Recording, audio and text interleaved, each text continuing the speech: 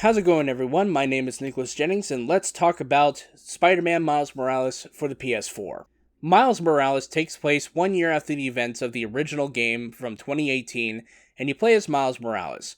After a tussle with the Rhino during a Christmas season fight, Peter Parker relays to Miles Morales that he is going to Symkaria with Mary Jane as a photographer for her job at the Daily Bugle, and so it is up to you as Miles Morales to protect New York City from the likes of the Tinkerer and the Underground and the Roxxon Energy Group, and you have to step into your own and be yourself. Be greater.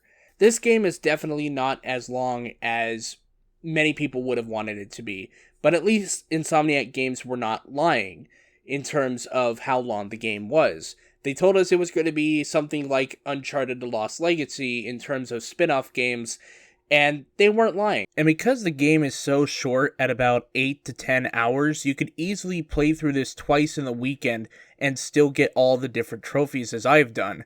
It took me around 22 hours to complete, but pretty much anyone could do it within a weekend. But because of its short nature, I do think there is some pros to it.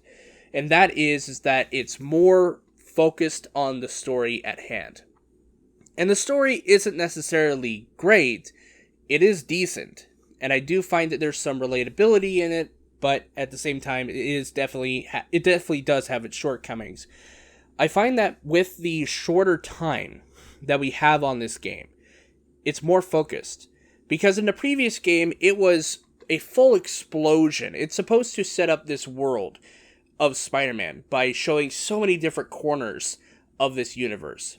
And now that we have time for a spin-off, it's just more focused on a specific part of this universe. And that is Miles Morales' side of things. And pretty much most of the things in this game is more geared towards the story at hand. Certain collectibles too, like time capsules and postcards and sounds. These are really part of the story. These are those parts of the story that really bring it in.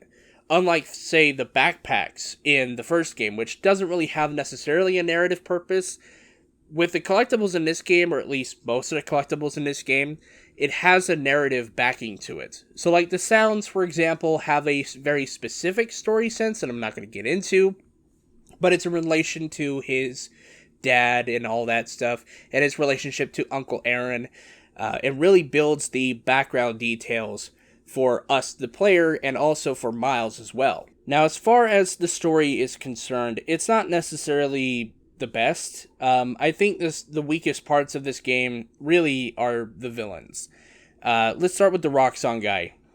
He's just evil Elon Musk, even though Elon Musk is pretty evil in real life. But again, he's just business guy that takes advantage of other people and doesn't care about the well-being of others. It's just the same business type guy, and I really could give a care less. But he does serve a purpose for the game, and that's all you really need for the game. The Tinkerer, on the other hand, I feel kind of has, to me, it's kind of mixed. I like the relationship to the Tinkerer. I like the new edition of the Tinkerer, how they retrofitted the character to fit the story really well. I feel like it works well for the story, but I also feel like, though, the thing that kind of gets me is that there's a certain secret that this person keeps, and I found it a little bit hypocritical that this person takes issue with another person's secret, but yet doesn't reveal that this secret at all. So it's like, I'm just not there for it. But it does bring, again, a more personable conflict that adds to the story and the tension of the story. But the thing to me that really grabs me in this story is the way Miles Morales gains respect from New York. And this also ties into gameplay as well. So, in the game, you get a brand new app on your phone called the Friendly Neighborhood Spider-Man app. Essentially, it's a compilation of like some of the side quests that you have at the time, and you can go to the different side quests that need help. And by doing these, you gain progression into getting respect from the city. And when you do all of those, you actually unlock a special suit called the Uptown Pride suit, which some people have taken issue with, but I'm not going to discuss because I find the whole controversy really fucking stupid. So, you're not going to get my take on that. But I do find that it does have a narrative purpose, and it is a pretty decent purpose at that. And I really enjoyed that aspect of the game, where not only does Miles have to get into his own to be himself, but he also appeals to everyone by saving their bacon all the time. Even if it's the littlest things, like, I remember one side quest where you have to get this truck out of a bed of snow, and you have to return this checklist to the guy driving the truck. There's nothing else that happens, but these small deeds do add up, and it helps a lot with the themes of the story. And by the end of the game, when you finally defeated the big bad boss and done all these side quests, you have this little epilogue of sorts where even some of the people that you've helped along the way play back into the end. So, for example, there's a mission towards the start of the game where you have to save this guy's cat, who is named Spider-Man. Pretty funny. And at the end of the game, once you've done that mission, you get the Spider-Man outfit that includes Spider-Man, the cat, in the backpack. And I found myself in my second playthrough of the game to just wear that all the time, and I just found it really adorable. And there's even like a whole like takedown that's pretty cool too that involves the cat. One thing that I'm not seeing a lot of people talk about is the music, and I feel the music adds to the themes of differentiation and being yourself to this game. And they take the basic, theme from the original game, and they add a little bit of like beats and different like snare traps and different, things that make it different, that add a sense of hip hop and Latin fusion to it. And they've even added new tracks that bring about the personality of Miles Morales to the forefront. They even had original music be made by people like Jaden Smith to be played in the game at certain points, during the credits, during one of the key transition scenes, and these songs are pretty good. I like them. I'm not going to get into music critique because I'm not a music critic. I don't know if Anthony Fantano would want to talk about these songs, but if he does, I'll probably watch the review anyway. But I do feel like the music really adds to how different Miles Morales is as a character. And so now that we've got the story stuff out of the way, let's talk about gameplay. The gameplay here, it's smooth. It's obviously the best part of the game. Even if you don't enjoy the story, it's still the best part. Swinging around New York City feels oh so smoother. Again, I like the swinging in the first game, but here I think they've really refined it to the point where you could really swing around New York for hours just doing nothing, and you would find satisfaction. Everything's so fluid. Everything is so free-flowing in the game. You can go from rooftop to rooftop without missing a beat. And the way you swing around is it just feels so good. But there is some differences. You already have the basic move sets for swinging. You got your basic swing, you got your web zip, you got your launch, your jump launch anyway. But what's added is your Venom Powers. Now I'll talk about these in a second, but your Venom Powers, they also add something new, which is to gain momentum, to gain speed. And these are really fun to use during chase sequences or trying to get from one place to another in a hurry. When you use your Venom attacks, like Venom Jump or Venom Dash, it makes you either go very high to gain height, or go very fast to gain speed. These are really fun, and it adds a new way to traverse New York City without it feeling too intrusive, and I really do appreciate that. Now, the game, in terms of gameplay, it adds 2 new power sets, and the first one is the Venom Abilities. Now, the Venom Abilities kind of work the same way as suit powers do.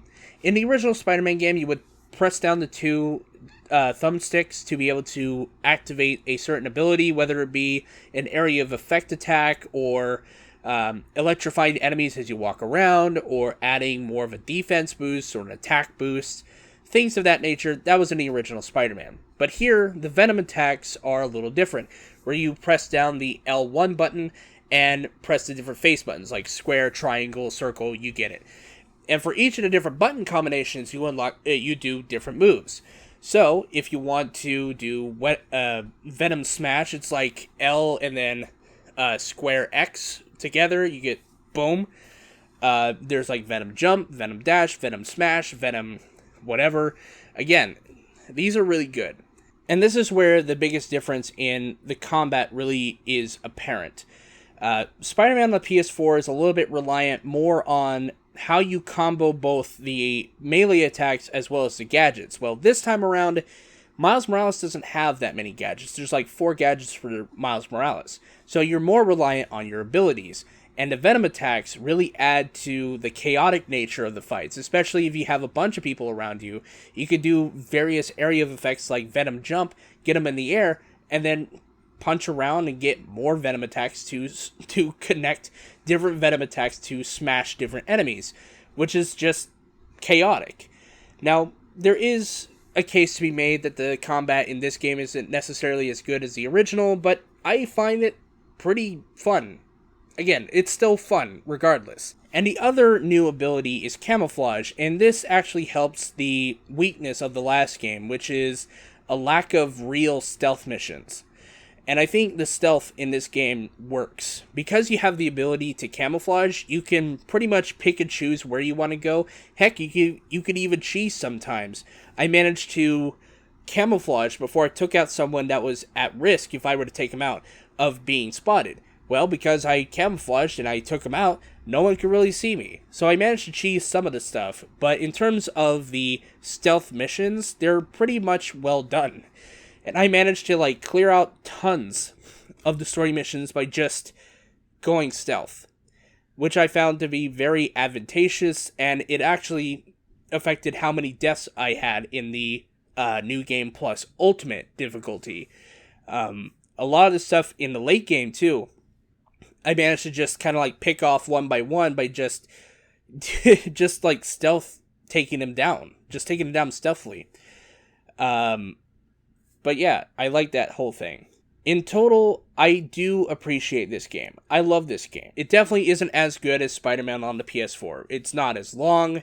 It's not as narratively complex. It didn't necessarily make me emotional, but I do think the themes are there. I do think the combat is there.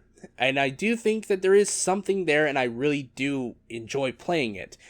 One thing, though, about this game that I really don't agree with, and it's the price. The price of the game is $50 on the PS4. I don't think $50 is a good price for it. Maybe wait for a discount or get it on Black Friday deals or whatnot, because this game is definitely not worth $50. $35, $40 maybe is a better price, but for $50 it's not. That's just what I think anyway. So in total, I'm going to give Spider-Man on the PS4 an 8 out of 10. Thank you guys so much for watching my review of Spider-Man Miles Morales on the PS4. I hope you guys enjoyed it, and next time we'll be training with Rocky. Peace.